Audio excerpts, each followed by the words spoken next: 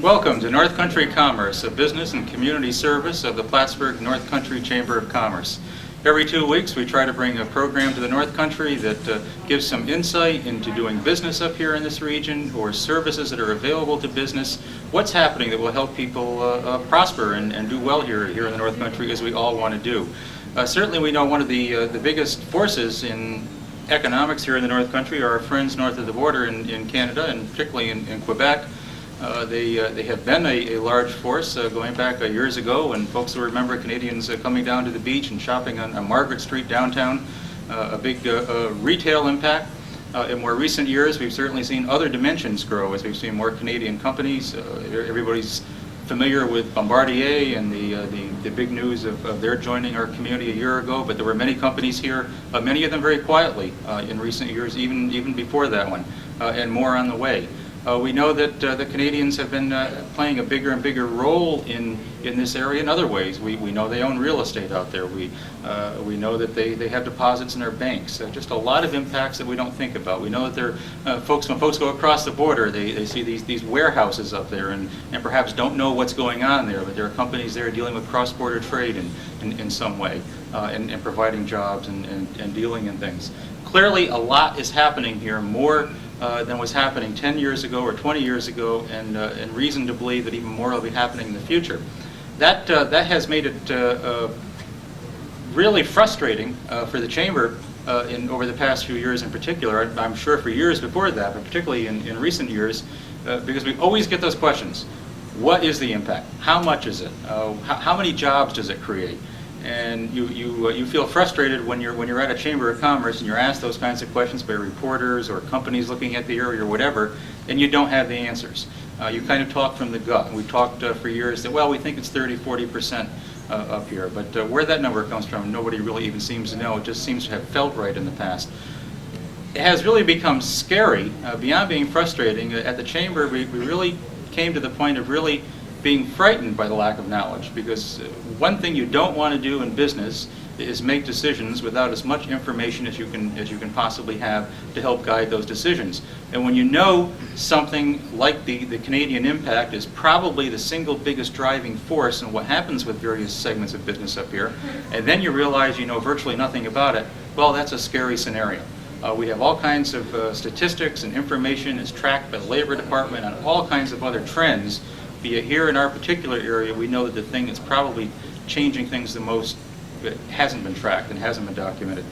So we've gone out to try to do something about that and rolled it out a couple of weeks ago as a project of the Chamber and of a group within our Chamber called the Canadian Connection Council, and that's what we're here to talk about with you folks today, is that the impact of Canada, that Canadian connection that we have between the North Country and our folks north of the border, which is growing and affecting the lives of everybody here, and understanding better just what those impacts are and how they're changing over time.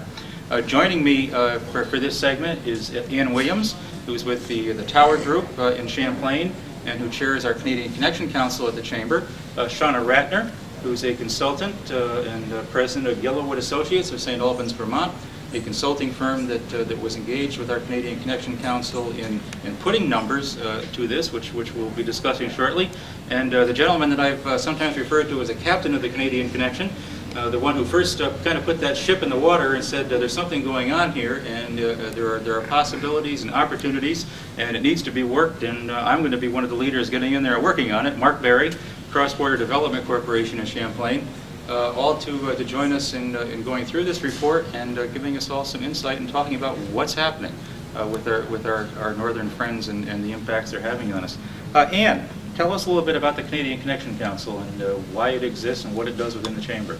Well, the Canadian Connection Council is a council within the Chamber of Commerce, as Gary mentioned, formed when Mark Berry was involved with the Chamber a little bit more than he is today, and he asked me to try to fill his shoes and take over for him, and it really fits the needs of a lot of people in the area and allows a lot of people in this area who are connected with Canada somehow to get together, discuss problems and how to solve those problems. The council includes business people that are in Canada, business people that are in Plattsburgh that might be working for a company that's Canadian as well as has a U.S. presence. the obvious brokers, warehouse people, and those kind of businesses that have a direct connection to Canada. It's really kind of hard to describe, isn't it? Because the fact that the Canadian Connection Council existed in the Chamber and seeing the diversity of people that come to those meetings really in itself was a sign of how complex this whole thing is. Absolutely. We have people involved in real estate, obviously, that have a connection to Canada that not everyone is aware of. Some of the retail people, the malls, more than just the obvious border businesses. There are a lot of other businesses involved in this council as well because they have a direct impact and a direct relationship to the Canadian Connection. Mm-hmm. In fact, I've always said that sitting in on those meetings since I've been with the Chamber going on 4 years now, I find them some of the most interesting meetings I sit in on because they bring together a group of folks to talk about things who ordinarily within a Chamber wouldn't be folks that would be coming together.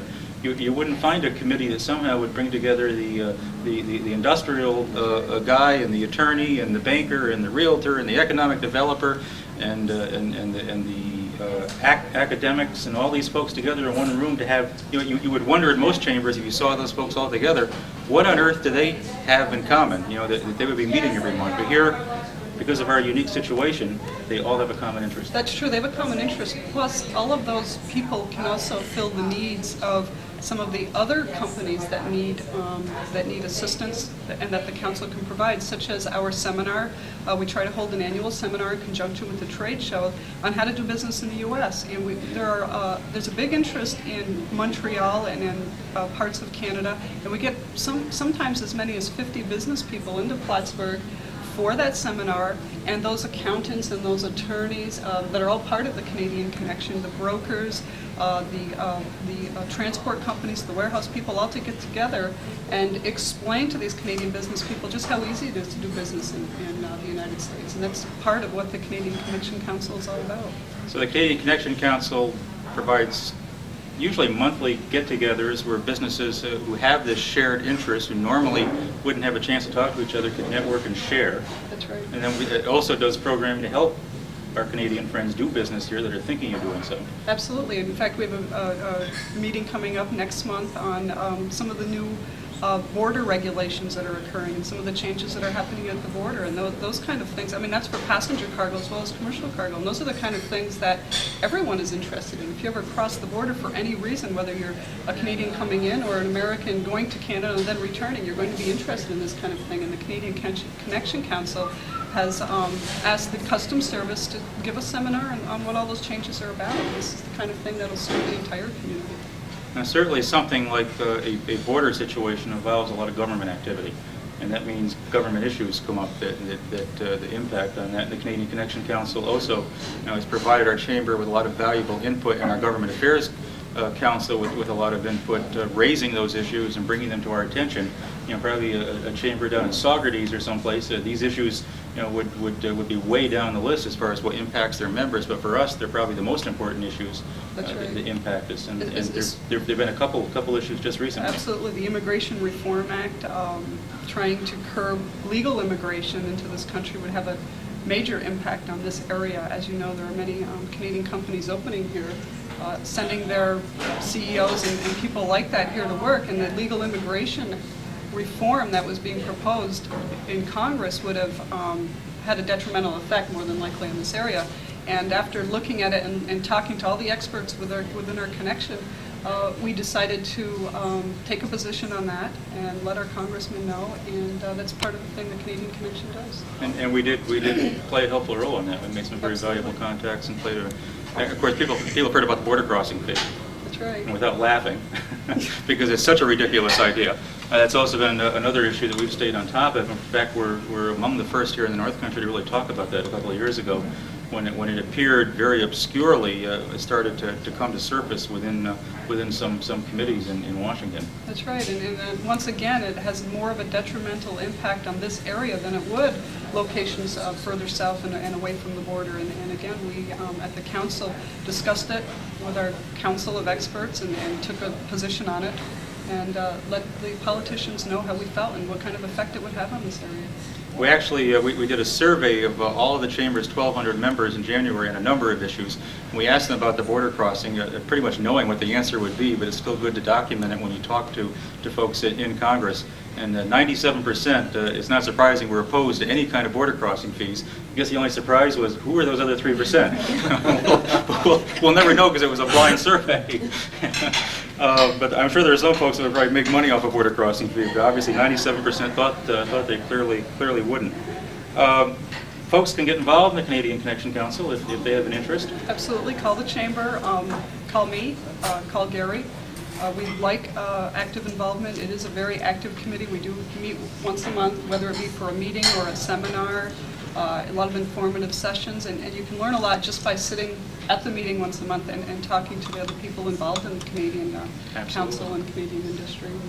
Everything that's happening in Canada. I knew nothing about any of this 4 years ago, and I still don't know as much as these three folks, but you learn just from osmosis, just sitting in the evening, just sit in and listen to these folks talk about things. You never leave one of these meetings without learning something that you wouldn't have known if you hadn't just sat there and listened.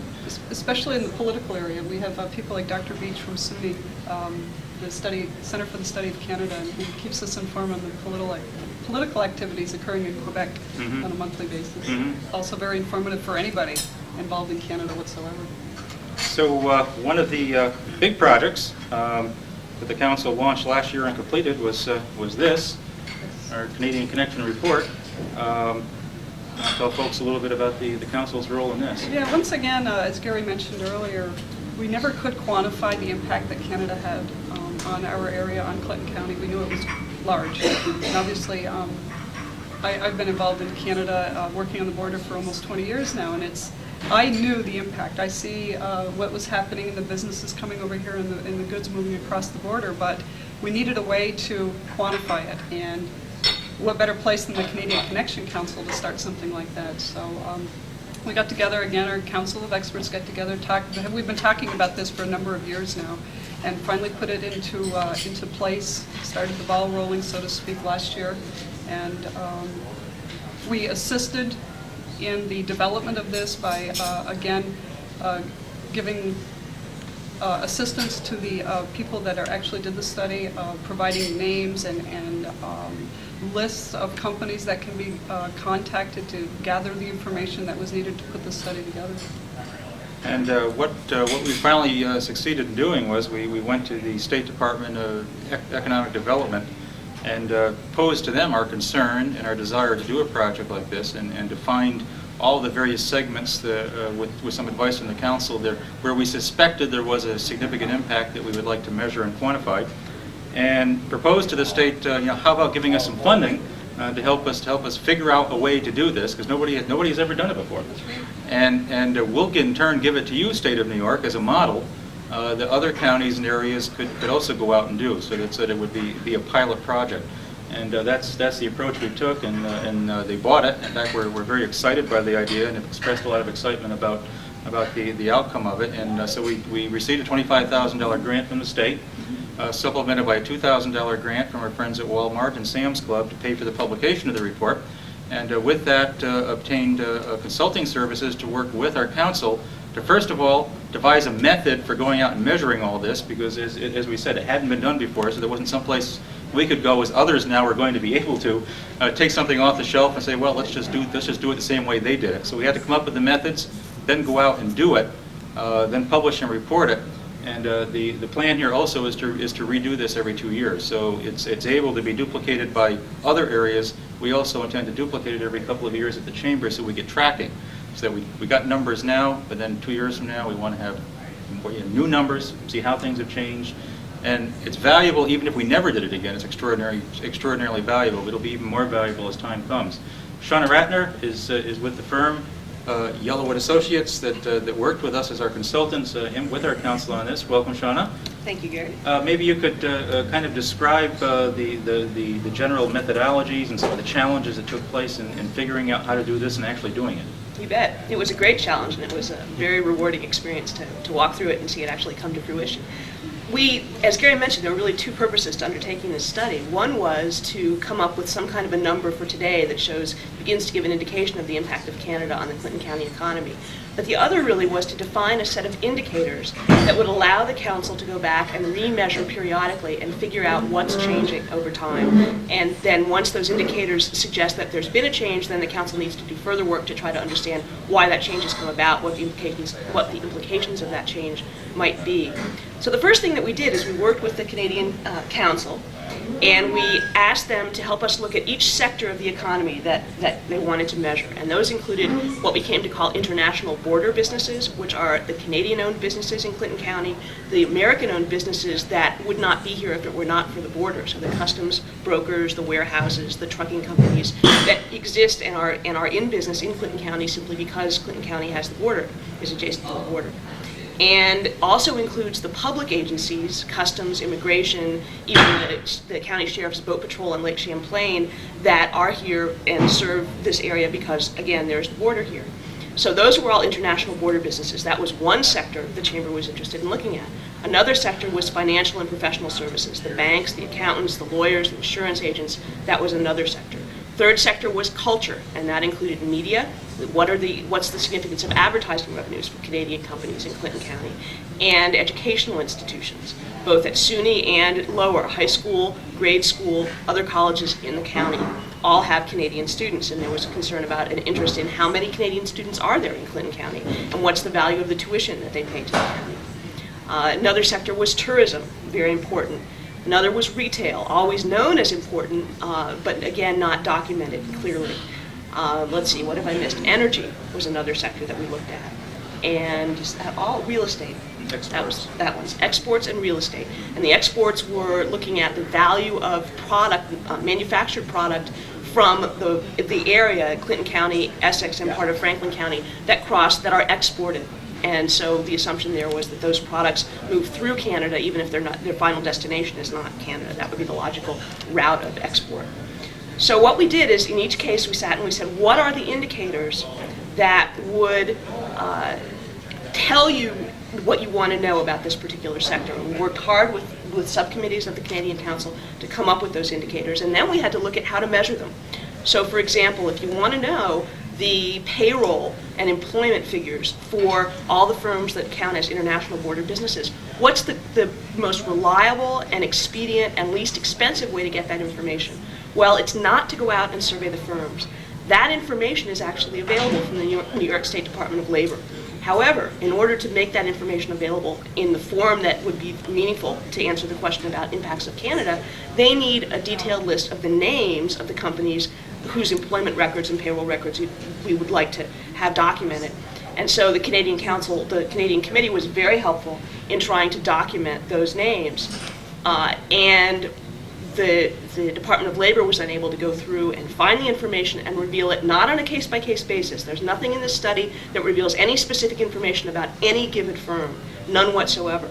But the figures were able to be aggregated by the Department of Labor and released in aggregate for this study. So now we can answer the question, how much employment? The answer is 7.9% of total county employment comes from international border businesses, and about 7.4% of total payroll comes from international border businesses.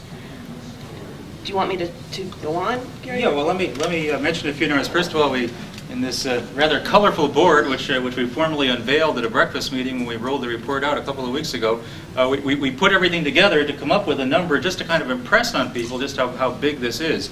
And $784 million, that's a single year, adding all of the various segments together, which isn't entirely appropriate to do because of different kinds of numbers, but still, it serves the purpose of telling us just really how immense this is to us when you do add it all together. And what's even more startling about that number than realizing that it's 784 million, talking about a single year, is to realize that that's really a very conservative number. Yes, it is. Because we looked at 1994 in most cases, and we know that since '94 that in several of these sectors, we just know anecdotally that there's been some significant growth. We know energy has grown tremendously. We know that there are more Canadian companies here, like Bombardier, which isn't in there at all.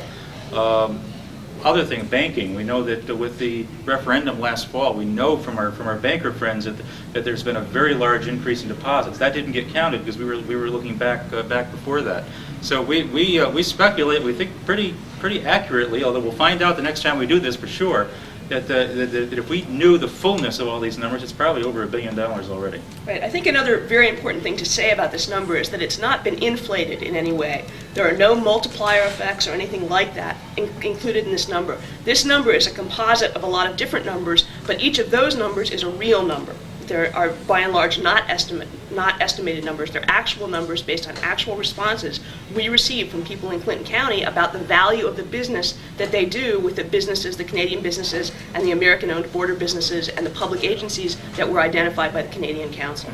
So they're very grounded numbers. And in cases where we didn't have a high response rate, where maybe only 33%, for example, of a given sector, 33% of lawyers responded to our survey, we used the figures as they were reported by that 33%. We did not then extrapolate to the full group because there was no meaningful way to do that. We had no way of knowing whether the 33% who responded represented 80% of total business or 10% of total business, so there was no basis on which to extrapolate. Mm-hmm.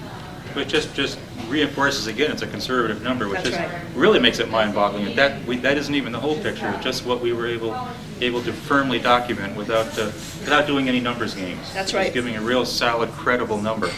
Let me just run through a few. If you have some comments, jump in.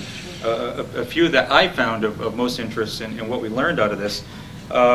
Canadian-owned and border-related companies of various kinds employing, in 1994, prior to Bombardier and Salerno and Upstate Precision and the Molson Warehouse and things that have happened since then, 2,483 Clinton County folks working at those employers.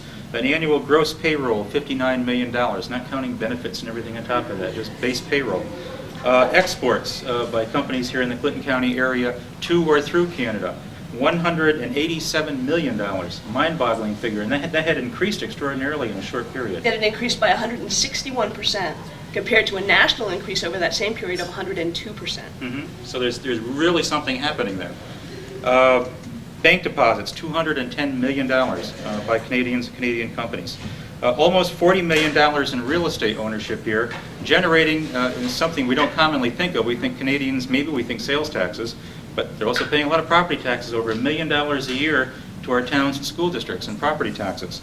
Retail, 1994 was an off year. We know that was almost at the bottom of the trough because of the value of the Canadian dollar.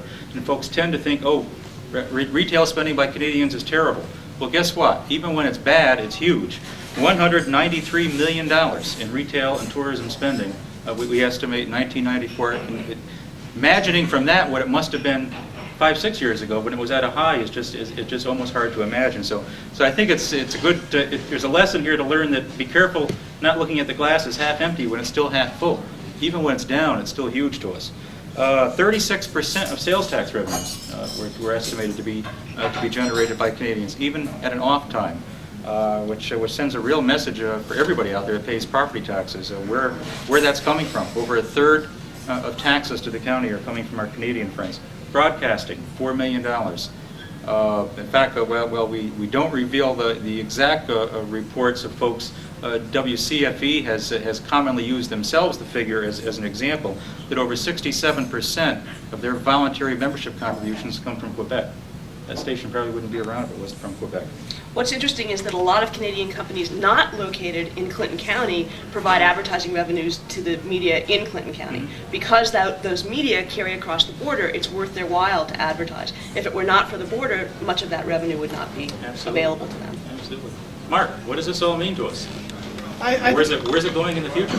I think it means a couple of things. And probably the most significant meaning of all is probably the least noticeable meaning, and that is the fact that our economy, even though like economies throughout the nation experiences highs and lows, the fact of the matter is that the Canadian connection here in the North Country insulates us from the extreme lows. The fact that we are a remote area, and that we are relatively a rural area, probably also insulates us from those extreme highs.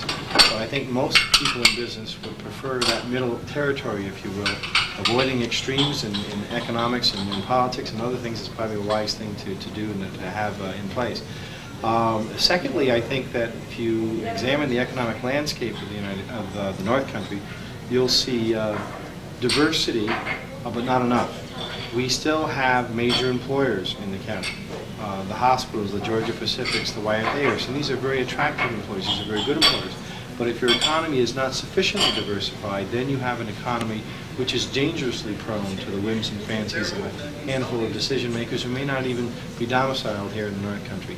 And to the extent that you could lose one of those major employers, your economy is at risk.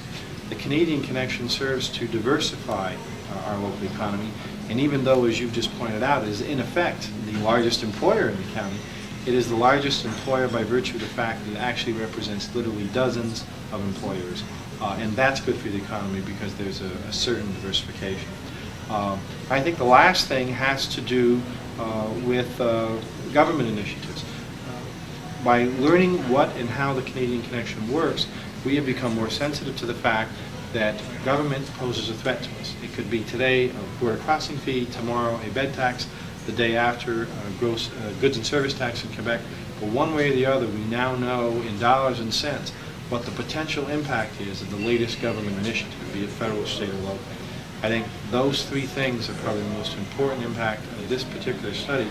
And the North Country should be grateful to the Chamber and to the people who put this thing together for having done it. It's a marvelous, marvelous thing. We better all be real nice to these folks whenever they're down here, whether it's at the mall or at the beach or here as business people, because they are our future. They're our present and they're our future. We really have become, the Chamber has become fond of describing this area really as having become Montreal's U.S. suburb. And in many ways, that is exactly what we become, and it's where our bread and butter comes from.